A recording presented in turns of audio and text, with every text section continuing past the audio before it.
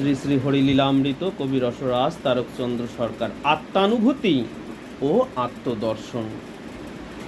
ঠেকিয়া জীবের দায় জীব দেহ ধরে, জীব শিক্ষা লাগি জীব চিত কর্ম করে। গৃহস্থের মূল ভিত্তি অর্থনীতি বটে, বাণিজ্যে বসতি লক্ষ্মী এই বাণী রটে। বাণিজ্য করিয়া হরি শিখায় সকলে, গৃহী কত বড় হয় ব্যবসায়ী হলে। অর্থাৎ ঠাকুর নিজে ব্যবসা করে জগৎজীবকে শিক্ষা দিলেন যে ব্যবসা করলে পরে ঘরে লক্ষ্মী অর্থাৎ ধন আসে এবং গৃহী ধীরে ধীরে ধীরে ধীরে সেই ধন উপার্জন করে বড় হয় এবং তার সকল মনের ইচ্ছা পূর্ণ হয়। তাই বলছেন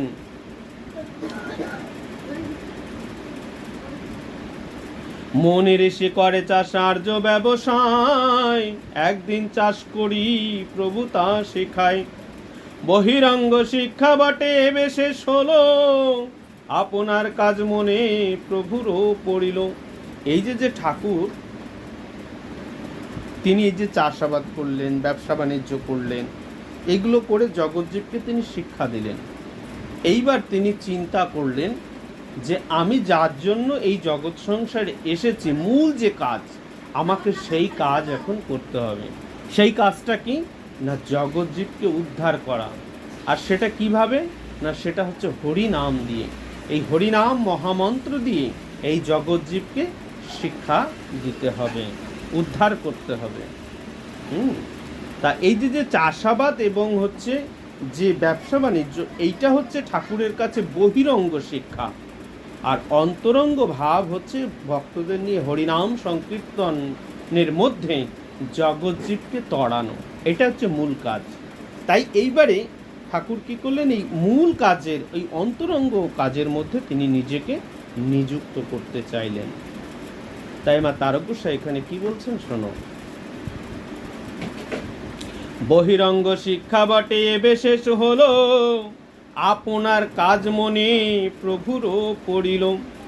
পঞ্চ ভাই পৃথক অন্য দুই বাড়ি ভিন্ন, আমভিটা পড়ে প্রভু নহে মন ক্ষুণ্ণ। অন্তরঙ্গ সঙ্গে মিশি দিবারাত্রি যায়, ঠাকুরের তিন কন্যা জন্মে সময়। শ্রী শ্রী গুরু চাঁদ যিনি প্রভু পুত্র জ্যেষ্ঠ, আমভিটা বাসকালে হলেন ও ভূমিষ্ঠ। প্রভু গুরুচাঁদের জন্ম হলো কখন না, আমভিটা যখন প্রভু বসত করতে লাগলেন সেই সময় জন্ম হয়েছিলেন প্রভু গুরুচাঁদের। গুরুচাঁদ জন্ম পরে প্রভু জীবদাস, সংসারে ফেলিয়া দূরে স্বরূপ ও প্রকাশ। যখন গুরুচাঁদ ঠাকুর জন্মগ্রহণ করলেন, গুরুচাঁদ ঠাকুর জন্মগ্রহণ করার পরে তিনি একটু উদাস হলেন সংসারের। তা সংসার ফেলে কখনো কখনো তিনি নির্জনে গিয়ে বসতেন এবং নিজের মধ্যেই তিনি আত্মমগ্ন হয়ে থাকতেন এবং নিজের স্বরূপ প্রকাশ করতে লাগলেন। সংসার ফেলিয়া দূরে স্বরূপ ও প্রকাশ। ভাতৃগণ অনুরোধে আম্বিটা ছাড়ি, ওরা কান্দি আসিলেন ও পোদ্দারের ও বাড়ি। এইবার ঠাকুর কি করলেন, ভাতৃগণের অনুরোধ ক্রমে আম্বিটা ছেড়ে ওরা কান্দি আসলেন পোদ্দারের বাড়িতে। এ সময় মহাপ্রভু একা ঘুরে ফিরে, একদিন চলেন প্রভু জয়নগরে। এই সময় প্রভু একা একা ঘুরছেন, বিভিন্ন জায়গায় যাচ্ছেন। তখন তো ভক্ত এত হয়নি, ধীরে ধীরে ধীরে ধীরে আত্মপ্রকাশ ঘটছে। 3টে কন্যা হয়েছে, 2 পুত্র হয়েছেন। যখন গুরুচাঁদ আসলেন এ ধরায়, তখন আবার কিছুটা উদাসী হলেন। কখনো নির্জনে গিয়ে বসতে লাগলেন, নিজের মধ্যে আত্মতন্ময় হয়ে ডুবে থাকতে লাগলেন। আশেপাশে কিছু কিছু গ্রামে তিনি যাতায়াত করতে লাগলেন। গুরুচাঁদ ঠাকুর বড়, উমাচরণ ঠাকুরের কথা মেনে চলেনি বলে এই জন্য তার কথাও বিশেষ গ্রন্থের মধ্যে পাওয়া যায় না। কি বললেন এখানে, যে আরো কান্দে মাঠ মধ্যে তুলি উচ্চ শির, বকুলের গাছ এক দাঁড়াইয়া স্থির। আরকান্দি মাঠের মধ্যে একটা বকুলের গাছ, যে গাছের নিচে প্রভু কি করলেন, সন্ধ্যার কিছু পূর্বে আগে গিয়ে সেই গাছের তলায় বসলেন। তা বসার পরে কি হলো শোনো। সন্ধ্যার অগ্রেতে প্রভু কি জানি কি ভাবি, বসিলেন বৃক্ষমূলে চিন্তা মাঝে ডুবি। অনন্ত আপন মাঝে প্রভু ডুবে রয়, আপন স্বরূপ প্রভু দেখিবারে পায়। তো যখন সেই বকুলের তলায় প্রভু বসলেন, বসার পরে কি হলো না, প্রভু নিজের আত্মস্বরূপে ডুবে দিলেন, নিজের স্বরূপ অনুভব করলেন, জানলেন তিনি কেন এসেছেন, কি কারণে এসেছেন এই জগতে। জানার পরে প্রভু কি করলেন, হ্যাঁ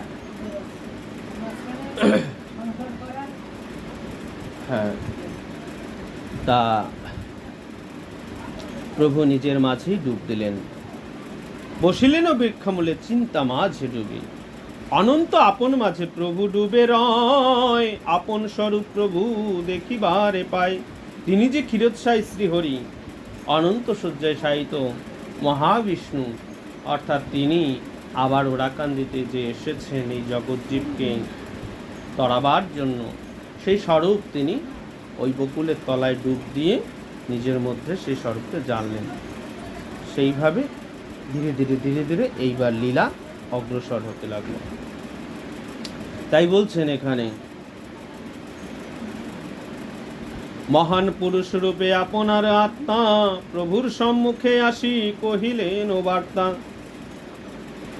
নামধারী দেহ রূপে তুমি হরিচাঁদ, জীব শিক্ষা লাগি নর জগতের নাথ। তুমি স্থূল আমি সূক্ষ্ম উভয়ে অভিন্ন, দেহ আত্মা মোরা দোহে মূলে নহি ভিন্ন। গৃহধর্মে সুআদর্শ সব দেয়া হলো, দেহ গৃহ সূচি কার্য জীবে কি বুঝিল। দেহ মন নহে সূচি গৃহ ধর্ম করে, ছিদ্রযুক্ত তরি সম ডুবে যে সাগরে। কথাটা সুন্দর বললেন। অর্থাৎ প্রভুর যে আত্মস্বরূপ, সেই আত্মস্বরূপ বেরিয়ে এসে প্রভুকে বলছে যে তুমি যে এসেছো এই জগৎ সংসারে, তুমি এসেছো কিসের জন্য? তুমি এসেছো জগৎজীবকে তড়াবার জন্য। তা এই জগতের জীব কি করছে? তারা যে সংসার করছে, কিন্তু তাদের দেহ তো শুচি নয়, পবিত্র দেহ। তা এদেরকে কি করতে হবে? এদেরকে হরিনাম দিতে হবে। তা এদেরকে হরিনাম দিতে হবে, দিয়ে এদের তড়াতে হবে। আর একটা কথা কি বললেন? দেহ মন নহে সূচি গৃহধর্ম করে। দেহ মন, শরীর এবং মন সূচি নয়, পবিত্র নয়। তাহলে কি করতে হবে? হরিনাম দিলে পরে এদের দেহ মন সূচি হবে। এবং তারপরে যদি, অর্থাৎ হরিনাম গ্রহণ করে যদি তারা সংসার করে, তাহলে এদের জীবন যাত্রা এবং এদের ভবর যে রোগ, এগুলো সব সুন্দর হবে, মঙ্গলময় হবে। এবং ভবরোগ যেটা, সেটা সেরে যাবে। তা এই কারণে আরেকটি কথা বললেন কি, যে ছিদ্রযুক্ত তরিসম ডুবে যে সাগরে। অর্থাৎ তারা যা কিছুই করে না কেন, যদি হরিনাম, অর্থাৎ দেহ সূচি নয়, সূচি না হওয়ার কারণে কি এরা যা কিছু অর্জন করে তা সবই যেন সাগরে ডুবে যায়। অর্থাৎ পরমার্থ ধন কামাই হয় না। অর্থ কামাই করে, কিন্তু পরমার্থ ধন কামাই হয় না, সব যেন তাদের ওই জলাঞ্জলি চলে যায়। তা এই জন্য ওই জায়গাটা, মানে ওই দেহতড়িতে কি করতে হবে? তাদের হরিনাম দিতে হবে। এবং ওই যে ছিদ্রযুক্ত তরি, অর্থাৎ তরিতে যদি ছিদ্র থাকে, সেটাই জল ভরে ধীরে ধীরে যেমন সাগরে ডুবে যায়, জলে ডুবে যায়, ঠিক তদ্রূপ মানুষের শরীরও ওই রকম। তাদের ওই দেহ সূচি না থাকার কারণে তারাও যেন ওই সাগরে ডুবে যাওয়ার মতো পরিস্থিতি হয়। তা এদের সেই জায়গাটা ঠিক করতে হলে কি করতে হবে? হরিনাম দিতে হবে। তাই বলছে, দেহ মন সর্বক্ষণ রাখিতে পবিত্র, শিখাইতে হবে জীবে সেই মূল সূত্র। অর্থাৎ দেহ মনকে পবিত্র রাখতে হলে কি করণীয় কর্ম, সেই কর্মটা শেখাইতে হবে এবং জগৎজীবকে সেটা দিতে হবে। তাই সেইটা পূরণ করবার জন্য কি করলেন, তুলিয়া নামের ঢৌ প্রেম প্লাবনেতে ধুয়ে মুছে নিব সব নাম প্রবাহেতে। অর্থাৎ দেহ মন প্রাণ সব কিছু পবিত্র করতে হলে নামের প্লাবন দিতে হবে ওদের মধ্যে। তাই বলছেন, শুদ্ধাচারী বীজ মন্ত্রী নামে জপে মালা, একা একা যেতে চায় সমুদ্রেতে ভেলা। কিন্তু দেখা যাচ্ছে যে কিছু কিছু ভক্তেরা ওই কৃষ্ণ নাম গ্রহণ করে, কিন্তু দেখা যায় তারা শুধু নিজেকে তরবার জন্য হরিনাম গ্রহণ করে। এই জগৎ সংসারে সকলে মিলে একসঙ্গে যে তরব, সেই জায়গাটা তৈরি করতে হবে। এর জন্য কি করলেন, যে গুরুরূপে ব্যবসায়ী কানে দেয় মন্ত্র, প্রাণহীন দেহ যেন জুড়ে অঙ্গে যন্ত্র। এসব সামান্য খুব সব ডুবে যাবে, হরি প্রেম প্লাবনেতে জীবে মুক্তি পাবে। তাই এইখানে বললেন যে হরিনামের প্লাবন দিতে হবে। তাই এই হরিনামের প্লাবনে সকলে একত্র মিলে যদি হরিনাম করা যায়, তাহলে কি হবে না, সকলে জীবন ধন্য হবে এবং সবাই একসঙ্গে তরে যেতে পারবে। এই জন্য প্রভু এই কর্মটি করতে চাইলেন। এই জন্য প্রভু ডাঙ্কা কাশি সহযোগে একত্রে সবাই মিলে দুই বাহু তুলে হরিবোল হরিবোল বলে তারা কি করছে, হরিনাম করছে, হরিনামের ধুলায় গড়াগড়ি যাচ্ছে। হ্যাঁ, প্রসাদ দেব একটু পরে দাও, গ্রন্থ পাঠ হয়ে। হরিবোল হরিবোল। তাই বলছেন, এসব সামান্য খুব সব ডুবে যাবে, হরি প্রেম প্লাবনেতে জীব মুক্তি পাবে।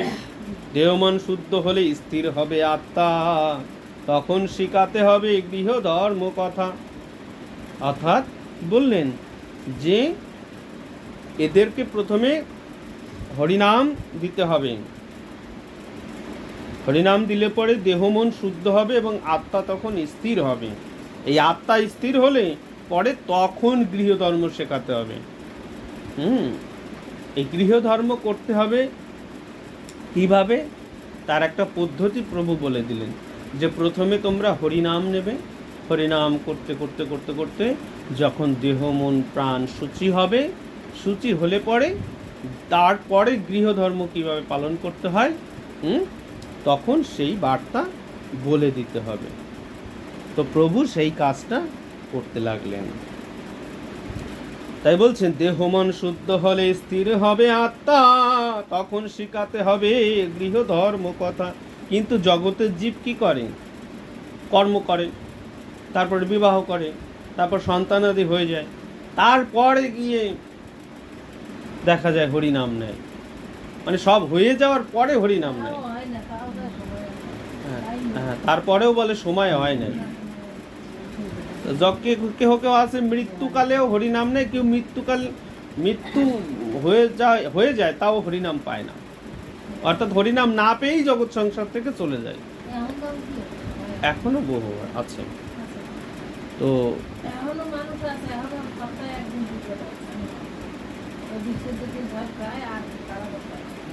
এই জন্য প্রভু সেই জায়গাটায় কি করলেন, সেই জায়গাটা ঠিক করার কথা বললেন, যে আগে দেহ মনকে শুদ্ধ করো, শুচি করো। হ্যাঁ, হরিনাম গ্রহণ করলে পরে কি হবে, আত্মা স্থির হবে, এবং আত্মা স্থির হলে পরে তখন গৃহধর্ম শেখানো যাবে, এবং সেই অনুসারে গুরু বাক্য অনুসারে যদি গৃহধর্ম পালন করে, সেই গৃহ হয় সুন্দর, সার্থক, সুখের এবং মঙ্গলময়। এবং সেই গৃহে যদি একটা সন্তান আসে, সেই সন্তানও একজন সুপুরুষ হন, মহাজ্ঞানী হন। এই জন্য বললেন যে দেহ মন শুদ্ধ হলে স্থির হবে আত্মা, তখন শিখাতে হবে গৃহধর্ম কথা। দৃষ্টিপাত করি দেখো তব গৃহ মাঝে, গুরুচাঁদ রূপে বিশ্বনাথ আসিয়াছে। গুরুচাঁদ রূপে কি আসলেন, বিশ্বনাথ আসলেন, অর্থাৎ মহাদেব। জগদ্ধাত্রীপতি যিনি স্বর্ণকাশীবাস, শেখাতে গারস্থ নীতি এলো কীর্তিবাস। প্রেম প্লাবনেতে মাটি সরস হইবে, সোনার ফসল তাহে আবাদে ফলিবে। এভাবে নিশিবর ভাবে অচৈতন্য, আত্মস্থ হইল প্রভু জীব মুক্তি জন্য। প্রভাতে জাগিয়া প্রভু গৃহপানে যায়, অসার সংসার বলি সব মনে হয়। সংসারকে সংভাবী প্রভু ছেড়ে দিল, সং মধ্যে সার দিতে গুরু চাঁদ এলো। নামে ভিড় দিল প্রভু পাষণ্ড উতালা, কবি কহে পাতকীর আর নাহি জ্বালা।